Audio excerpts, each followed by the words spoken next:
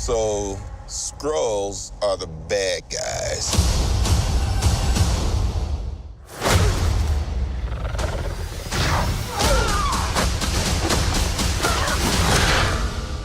And you're a Kree, a race of noble warriors. Heroes. Noble warrior heroes.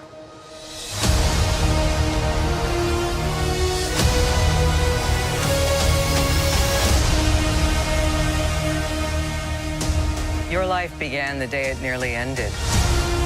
We found you. With no memory, we made you one of us. So you could live longer, stronger, superior. You were reborn. I keep having these memories. Something in my past is the key to all of this. You know how to fly this thing? We'll see. That's a yes or no question. Yes.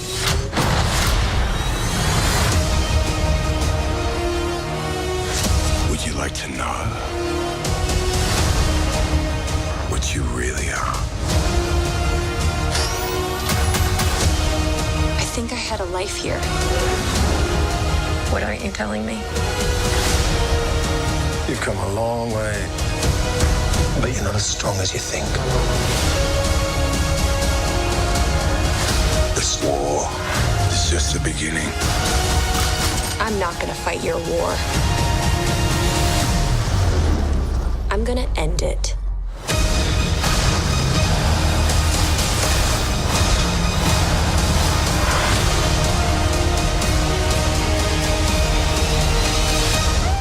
Aren't you the cutest little thing? Aren't you cute? And what's your name, huh? Fury. What's cute? I'll be back. Hey everybody, it's Charlie. We got brand new Captain Marvel footage to break down and a whole bunch more of the stories. We have a little bit more on her backstory and how they've changed it a little bit from the comics. This is like Marvel's week for new footage, so we'll do a new round of that IMAX ticket giveaway too. All you have to do to enter is be a subscriber and leave your favorite moment on the video. The big thing here is that they just take you through the Skrulls and explain a little bit more. You get to see Talos full on. You get some voiceover from Ben Mendelsohn. They're talking about the Kree-Skrull war. I'm not going to fight your war. I'm going to end it. When he says this war is only the beginning, I don't think that he's talking about Infinity War or Avengers 4 or anything like that. I think that he's just implying that the Skrulls are going to continue spreading and trying to conquer the universe. I do love the way they recut her clocking that old lady on the Los Angeles subway. So you see all those people just staring at her like, why is she dressed like that? Then just as he mentions her being one of the good guys, she just clocks her right in the face. Like, I'm a good guy clocking a little old lady in the face. But as you see, they're super strong too. I know people have been asking about Super Skrulls. As far as I know, they're nowhere in the film. The way you see Jude Law later, they sort of call him out a little bit more as a villain in this trailer. He's still Kree. We'll talk about him in a second, because there's just so many other big ideas that they throw at you in this. When she says that she's part of a race of noble warrior heroes, you can see that she's kind of drunk the Kool-Aid. This point in the movie may not be where she started to try and figure out what her backstory is yet, because then you get a later voiceover where she's like, I'm getting these visions of a past that I may have had. So that might happen a little bit later with Talos trying to manipulate her. Because it sounds like she's stuck in the middle. Like you get the Annette Bening voiceover. We thought that she was playing her mother in the movie,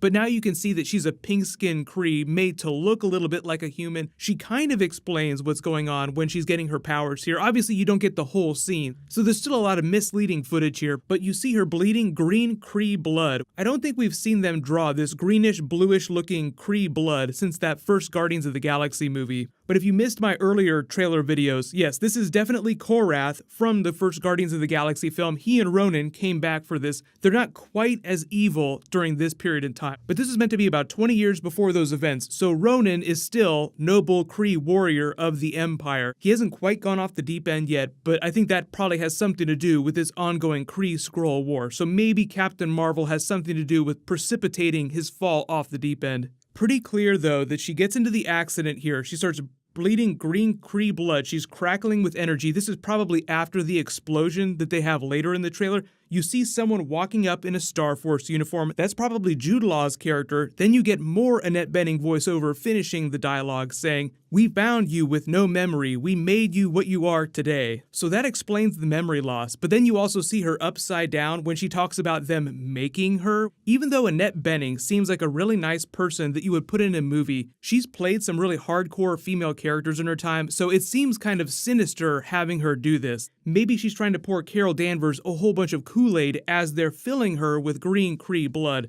There's also a really important line of dialogue that Annette Bening gives us too that explains Captain Marvel in present day, so that you could live longer, stronger. So her lifespan has naturally been extended, which explains why 20 years in the future she would still look like this young version of Brie Larson. All the shots of her with the Mohawk giving off those blasts look like when she's still part of Star Force, they're on a mission early in the film before she comes back to planet Earth. So this is just her being a badass, noble warrior of the Kree Empire without knowing anything different. But the really twisted thing is that you get a wider shot of her inside that mind wipe device, and you see that it's one of the Skrulls next to her. Do you know what you are? I know there are a lot of people that want to back the theory that she secretly might be a Skrull. I don't think that's exactly what's going on here. I do think that they're trying to maybe implant some false memories or just mess with her head, but the color of her blood is a little bit closer to Kree than it is to Skrulls. Skrulls have more traditionally green, solid green looking blood, and hers is more of a bluish tinge.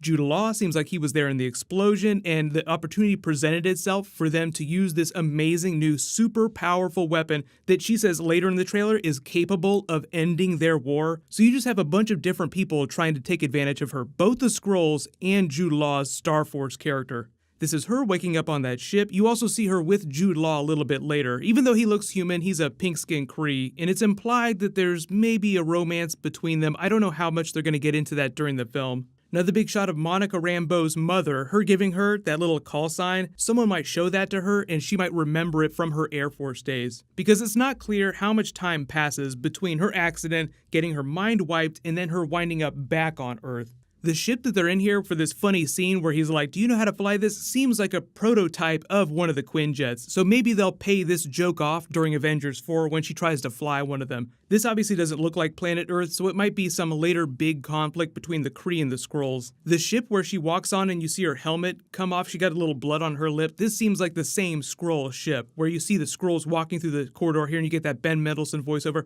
"Would you like to know what you really are?"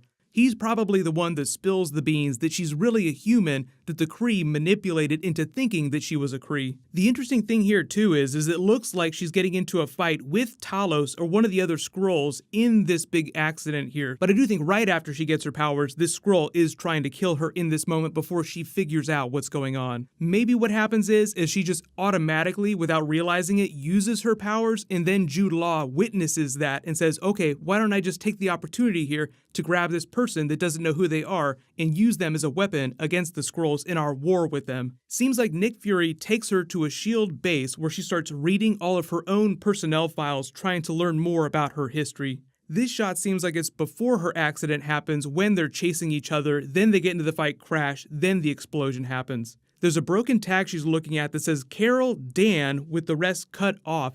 The interesting thing is that her Kree name in the movie is just Vers, so that's Carol Danvers with the Carol Dan cut off. So the reason they give her that Kree name is probably because she has the other half of this dog tag on her. It probably just got blown up in the explosion that gave her powers. This shot where he says you're not as strong as you think you are, being really patronizing to her, which obviously it's a big misdirect because she is one of the most powerful people in the MCU, is probably happening earlier in the film before they go on just a regular Star Force mission. This kind of looks like a Kree ship. It's hard to tell underneath those masks there, but they don't look exactly like Skrulls. But this looks like she's just trying to take out both of these forces. Obviously the Skrulls are evil, they're villains in the film, but also the big twist is that Jude Law and the Kree have been manipulating her. Like when Talos says, "This war is just the beginning," he's probably referring to an escalation where their war will consume the entire universe. So to make a Thanos pun, she probably wants to stop one side from using nukes and blowing up the other half of the universe. Which obviously we know later happened when Thanos assembled the Infinity Gauntlet. This is Talos in his human form. Remember, he's one of Coulson and Nick Fury's supervisors. All you can say about this shot though is when she says, "I'm going to end your war," is that she has gone full-blown Super Saiyan. And then obviously they do the cat. So in the comics, her cat is named Chewie after Chewbacca for Star Wars reference, but in this movie, it seems like they're naming him Goose after Top Gun because she's an Air Force pilot. Let me know what you guys think of the trailer in the comments. I definitely think it's better than the last trailer we got. There is a rumor, yes, that we're going to get Avengers 4 footage later this week, but I've seen a bunch of conflicting rumors, so be prepared for it to not drop. There's also a new rumor that they're going to drop a Spider-Man Far From Home trailer this week, but we might not get that till next week. So between now and next week, we'll have new Avengers 4 and Spider-Man Far From Home. Congratulations, TT Wiz, you're the giveaway winner from my last big video. Please email me on the About page of my channel so I can get your contact details. Click here for my new Avengers 4 video, and click here to learn why Marvel and Netflix canceled Daredevil. Thank you so much for watching. Everybody stay awesome. I'll see you guys tonight.